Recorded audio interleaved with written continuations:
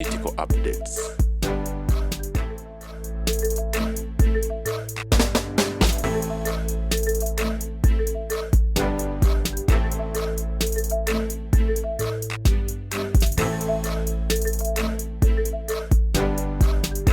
Mtara Mayanja tabira ku TV ali mu office yo ali ku mulimu ali mu diro yo ali ku Facebook oba ku YouTube nayo kwebaza ku bantu tugobera banji nnyo ababera ku tugobera era mbebaza okuba nina mwe muri abatugobera mwenna mbebaza naye mzetamali bitaliyo ngatushagena mu maso mukwano gwaffe aje kibima tovu yafuna akabenje muzanyi bypass awo era n'amotoka yona negwawo ebintu binene bitwalako ne bitwalako kishane ne bakimutwalako era bambi tusaba Mungu abere haji tusaba Mungu abere nga kususa era akabenje kwafuna sabaka sasuremu ekisingo obunya kusima ku singo obu haji umuntu amugambye uyine experience mutaka come and help me to settle my basenze aze bali basibye kitufu ndigenda omuwabire ndi bamuliyeko ndi yenkura y'abantu ennaku zino baba ono gundi ono kirunda court by reef bali zibayinza mukkiriza kubeera omulitwayo ya case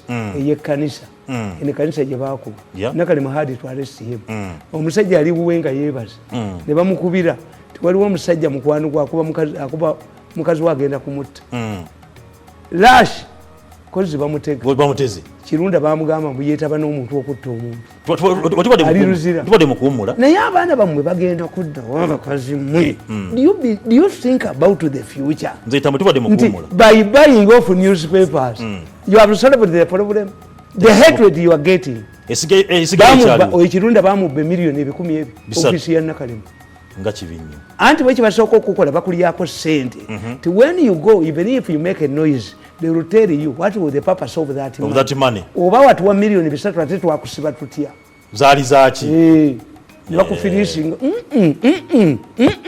obwakuno bukya katonyo muzetema gwagala okuba nti nno onyirira nga wenfanana ekirevu kitimagana bulungi okusala kaviri makinda osamu jobe ja kubekolako muzetama tibadugweze mukumula waliwo omukulu agambye nti oli smart nnyo andi ngenda mugonde ewa nze olususu bagiyita Brenda Beauty World yekunyiriza amasuuti gano waliwo wa family member wange n'obusaati obwenyambala ku ssaani kakati gwe bw'okuba essimu nze nkutwalayo ekibiri weewaawo yes kale maliza ensonga tugende ku nsonga ya minisita nti the problem you are making is that you don't have the reality kakati basajja balaba hard to buy as this man Kakumba had to pay $2 million to Tinyefunza because Tinyefunza had acquired the house si yeyeka musite je Tinyefunza nasanga Tinyefunza ngesisirizi zikira ziyagala kutta musisi nebaje mu nyumba yamba ndi musere enyumba nebaje mujjamu naye olozerimu omuntu they just wanted because all the generals senior army officers when Otafire was Minister of Local Government yabawa amayumba nibo nabo bakatumba bagayina but why did they target Tinyefunza kakati ekyokubiri nti mu unfairness yalimu nti basajja balaba bwategeera ti government baliwa muwadde sente entono enguzi gye yawaayo tebaliddwa n'awandikira president nti owaayi sente zebampadde eki ntono Kabasi yakwata ebbaluwa Kabasi n'awandika n'agamba awandikira Kiduma Kubuya ne Minister of Finance Saida Boom if there is any way of helping this man to get more money please do so Kiduma Kubuya ne Saida Bumba ne batuula bonga bamanyi reality ngama yeshitufu ekiri nti omusajja ono alaki yateekayo yagaba enguzi n'olwekyo omuwa sente zino si zeezo abala nikisi yateekayo kakati bwe babakwata Kasiyano Wadiri yali alina obukyayi ku Museveni n'abagamba nti you implicate Museveni yabalagira kakati Saida Bumba ne babulandalinga bagwa mu katego but Kabasi who wrote that letter became a minister when this one were dropped that's why I tell you that Baganda will borrow pushers katabo kano building yes two nti ne bw'onoogenda mu kkooti n'abalamuzi ne balooya nabo baagala enguzi. That's why basajja balaba does not leave court cases. Nti gwe tulowooza nti case bagikolera government to force this man to vomit. Okay. Baleeta balooya ne baleeta kye ne bakubula akalising ne bakuba obwamawulire ne bakugera bajja kubayoka omuyinza omusajja gwe nali nsinga okwagala. General parts. A dead person cannot sue. General parts yesanga mu kizibu nga yali akola waliwo olutalo wakati w'omugenzi Kiggundo mu governor ne deputy we Bukumune. Fighting in the Bank of Uganda has not just started. Nga ne mwina ayagala kuva eri ajjeni. Akati Kiseka influenced Uganda Commercial Bank to give a lot of money to General Parts. General Parts nga ne bw'oyingiramu obuyingizi onywa soda. Kakati General Parts nakugamba nti omukwano twagujja ne BMK. General Parts yali akonvinsinze Kiseka alagire Paulo Etyanga yali Minister Commerce bawere spray omukadde. Nti General Parts bali be bamuganya okutunda monopoly. Okay. Where do you have monopoly? Mbe America basaba gitume moli mukula leka kutufera. Okay. Kono na linya lya kabaka. Lakito gitume moli. Kakati Bank of Uganda. Omusajja omuvuka yali wa mawuli singa abantu balinga General Parts ne basa ku busajja bono mbuyina ekibiina kyabonkwabye kyobula bwe omwana bigirwa nabaga tebasobola mukwata. Why? Ni bamukwata anti okumusiba omuvunaanaki era olwo ali munda anti kyekuli baabatadde false pretense gyosibira omuntu nti neyisaani owaiso bwekiri bano balina ekibiina kyabwe bakiyita nkwabye.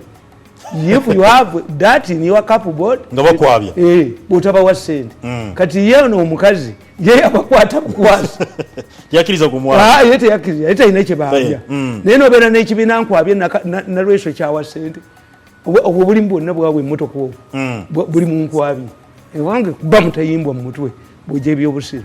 Kakati gundi General Parts Kitanda yali munnamawulire nga musoga Bukumune amubuulira ti UCB oyo mwine gyayagala okuva egenda kugwa bawula General Parts sente nyingi.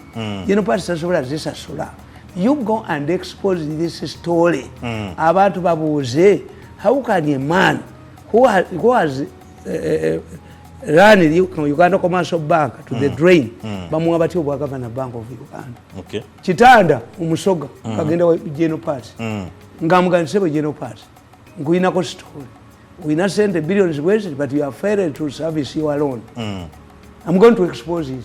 General Parts ngamugandi mwana wange bwokuba story eyo ne benzijako ebintu e Japan bagenda kunyima bagenda kutegeera nkoze eki mpeddemu kwata sente Kitanda ng'agenda obwafu bwabwe ng'akyakala bwezamugwako oluvannyuma lw'emyezi egi ngaddeyo asaba endala ng'amusaba.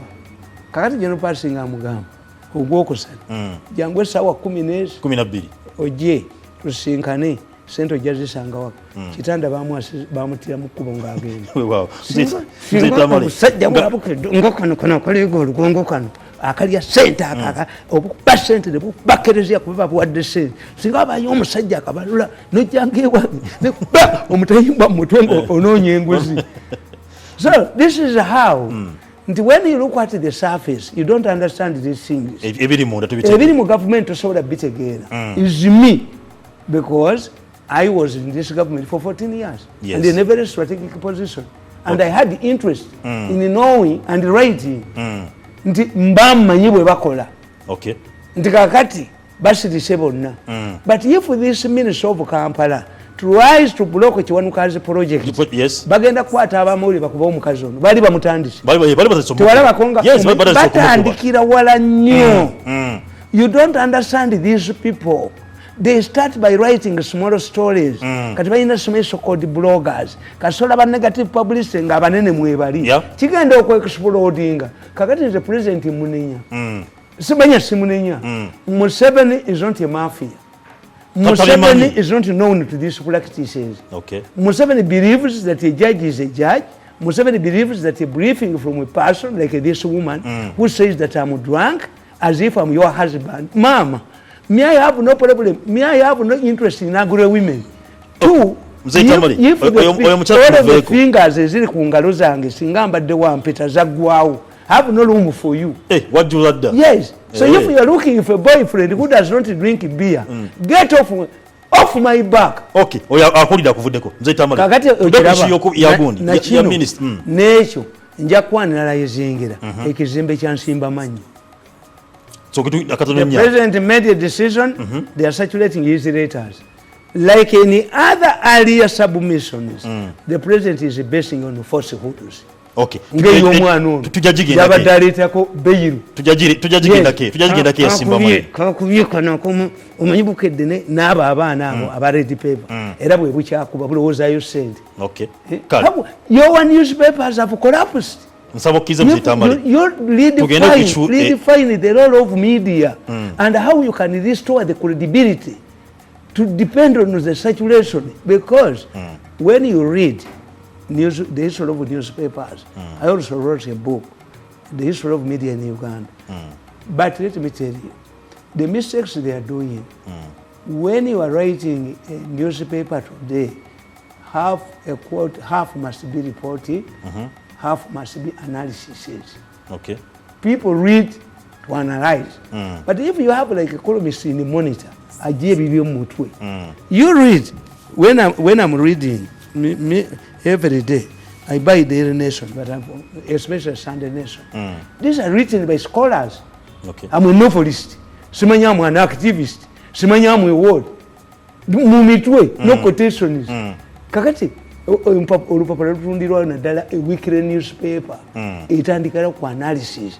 You cannot run observer with the current affairs. Okay. It is story. Museveni agenda ku addressing abantu n'aba addressing enkya kiwedde, but you are on the street for a week. They don't know how to write a weekly newspaper. They don't know how to write a goon. Ekyokubiri, when you look at the rise of radio in America in 1923, the printing media was affected, the adversely affected. You hear every day newspaper reviews, and these people give you free copies to review them.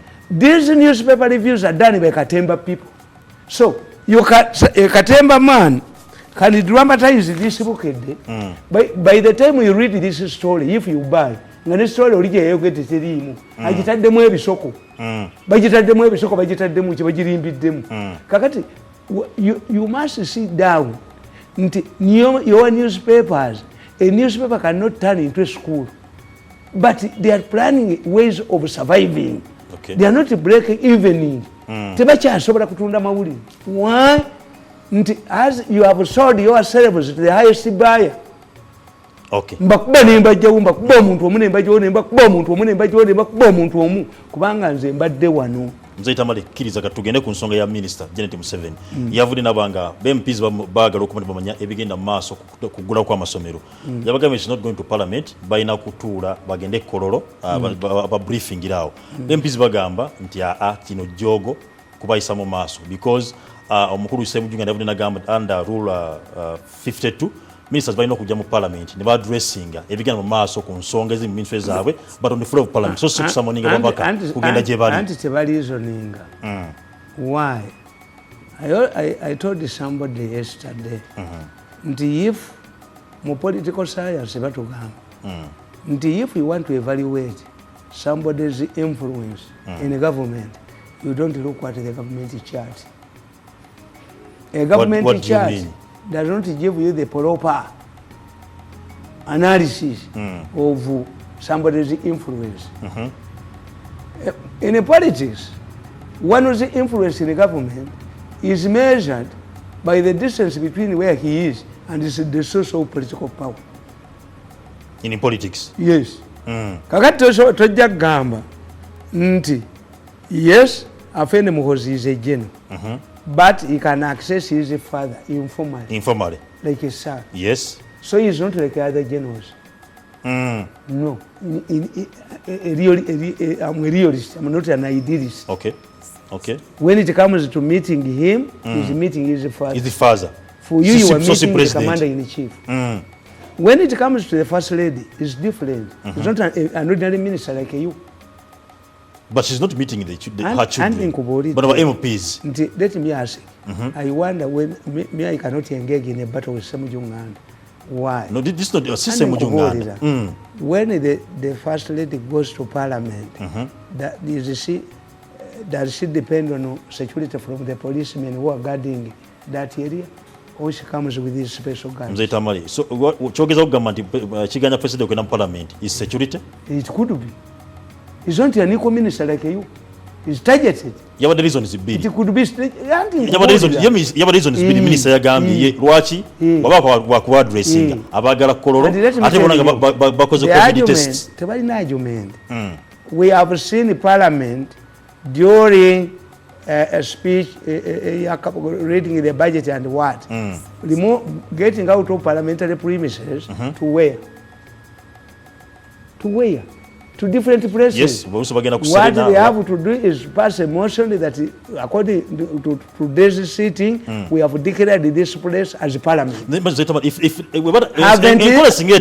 Haven't they ever gone to Kololo? How many functions have been held at Kololo? They are reasoning like this woman who has an interest in me when I don't have any interest in angry women, who talks about me when I'm not around. Leave that woman. Madam. Today issue yenyini. Mzetamale singa minister. Akili hakuna. Singa minister don't waste the president valuable time. Whenever you get access to the president has a lot of time. If you woman, you believe that you will get way to State House, that whenever Museveni wants me, when you ring me, you find me drunk. How does he get the recorded tapes? If he does not, if he has a gateway, have I ever used you to transfer to transfer recorded tapes? If not, Madam, akili hakuna. Tukomeo kunsonga. Wacha mimi. Tukomeo kunsonga. Muchanga minister we education Janet Museveni. Asamuniza bamba MPs bagende Kololo. Nabate bakikola ekyo. Nda mujewa. Chenkunyonyodde. The first lady is not an ordinary minister like you, like other ministers. Why? If you believe, why? She's the first lady. If if the terrorists are targeting targets, the first lady can be targeted.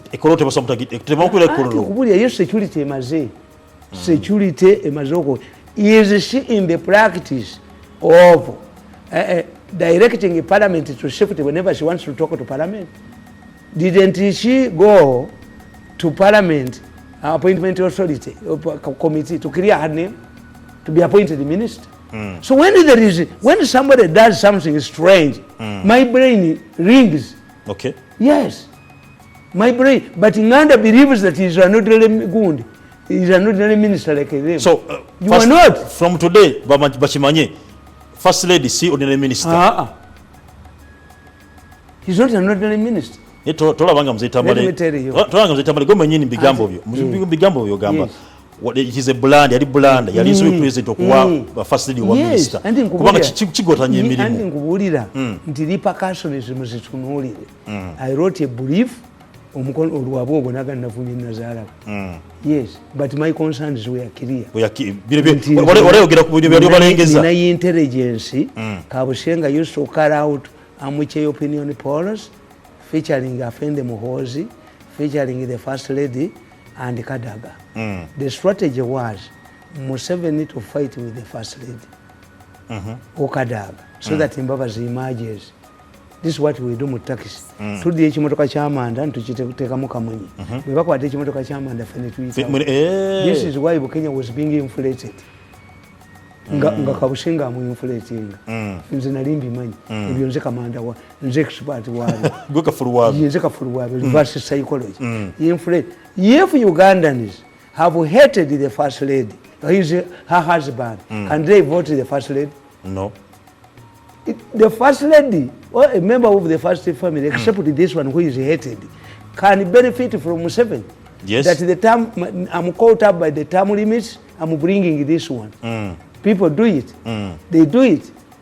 Chisoboka. There was a time in Poland when the president and the prime minister were twins.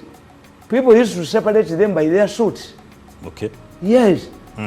kibeera eno Brazil eyali president Salva bali bamwagala nnyo but when they knew that he was coming back they started maligning him yalekawo vice we somebody jumps on your popularity that have been caught up nga gundi Clinton gundi bano Bush bawangula bamwijjako balibaman ba aligo ndi kubanga yagadde omukazi bagenda realizing was popular.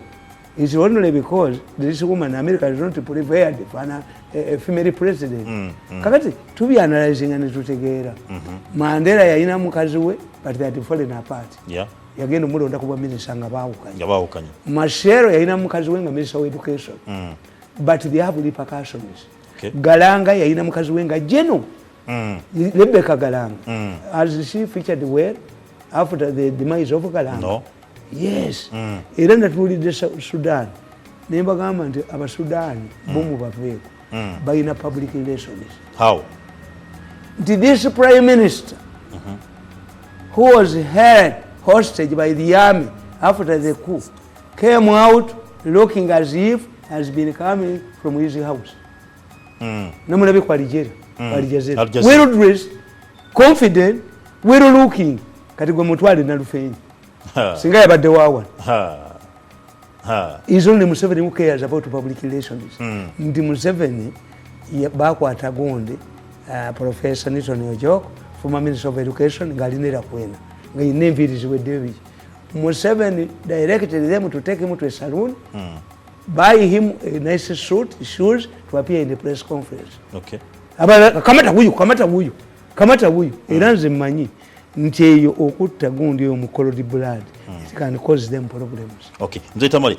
Ngatuva kusonga ya masomero. First understand. Minister agenda kwa addressinga aba MPs. Agenda kwa yogera kusonga yo kugula amasomero. Ye tunembere gye tulimwe gwange gwanga. Bomuskeya weziri. COVID-19 yachatwade mu mbere. When will we end? Tuna okuda ku masomero. Natali mu mbere okutya security nayo nge gwanga lichali mu bunkenge. Okuda abantu bazadde bana. And you are like those people who say to talk to these people. Talk to those people. Era madenzija. What twogera naba. Government eveyogera na. What agenda they have? No, they spoke to Konyi. Ngaba yogera ne Konyi. What twogera ne. Konyi was fighting to overthrow the government. ADF ekola ki? Yes. Emaloba na Uganda. Ebutugomya abantu. Mumulete mwabamanyi jeri mulete. Museveni yagamba I don't want to talk to Konyi but because I'm under pressure Lugunda genda otese. Era ne yagenda bwetwagenda Juba ye yagamba yagenda n'ababuuzaako era n'ababuulira read one gundi one time nti gundi nti abo is not my initiative. It's Salva Kiir who told me. And they sent a message through Gundi Macha so that the ADF bring emotion. Send somebody so that we know what they are discussing. It is the government because no, a government is given coercive forces to do what? To negotiate. The moment, for instance, when you say, let us talk to Kizza Besigye, because Besigye has refused to concede defeat. Yes. What if Besigye becomes the president and somebody does it again to refuse to concede defeat? Go to court. Governments don't operate. It's like me. Governments operate like me. You switch it off my programs. What if you succeeded?